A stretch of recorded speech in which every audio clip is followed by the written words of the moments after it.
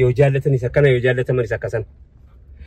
yoo jaallatani akka ergamaan rabbiitti Aishaa jaallatani si jaallachuudha yoo jaalataman immoo akka Aishaatti jaallatamuudha bultii keessatti jechuudha bultii keessatti yoo jaallataman akkasanatti yoo jaallatanis akka isaaniitti hin taatuufi malee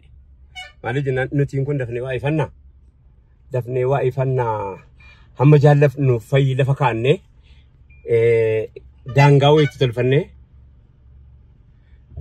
tolfanneeti daangaa sana yeroo dabarfate achumaan dhaabnee biraa deemna dubbiin jaalalaa garuu akka sanaa miti guyyaa hundaa haroomudha dubbiin jaalalaa tokkotu hagalatoomu namicha wayii galateeffachuuf tokkotuyyuu turkii kana keessatti haasa'ateen tala nama guddaa wayii fuudhe namichi tokko zabanuma dhiyeenyaa kana beekadha isa waan ture miti haasa'atee intala dinqii wayii fuudhe innis nama dinqii wayiiti immoo dhugumatti bismillaahi kottu utuma taadha qanu fuulli kun sitti kenne malee siin kennine miti rabbi sirraa fudhata amma fuula sitti waa baba'e yeroo inni fuula sitti waa baba'e akka tokko akka malee jalaa ta'u najibbaa jettee cinqamte mucatti yaadofsetti najibbaa laata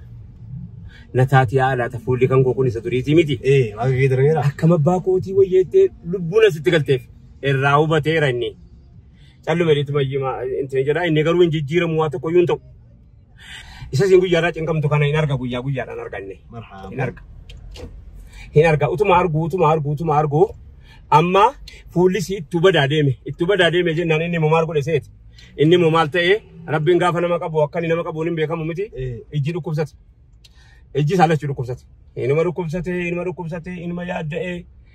inuma dhukkubsate amma booddee ijji saalachuu bade subhaanallah inni hin argu isiin fuulli akkasan sirarra majalamu amma maal gooti seeti inni nan argu gaa jettee amma isiin immoo isa harkifattee deemti bakka hojii bakka adda addaa geessiti isa harkifattee meeshaa deemanni amma jiru kaatee dhukkubsattee seenumti kaatee dhukkubsattee booddee fuula rabbii deemte hinduuti biyyaa dhufee ergasii siitu si harkisaa amma immoo ati yoo akka kana taateetta maal wayyaa jennaanii ani jinan dhukkubneedhe ofirra mana sarree fuudhee isiituyyuu cinqamtee naanan jedhe fuulli koo badeerettee cinqamtee jennaanani amma intalli kun yeroo akka sana bareedaa wajjin dabarsine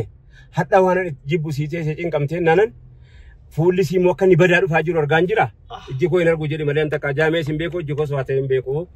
jedhe mana sarree ofirraa fuudhee dhiira akka kana oomishachuun si dhiba yoo oomishamaan jiraates arguun isaa si dhiba. Assalaamu alaikum warahmatullahi wabarakatuh.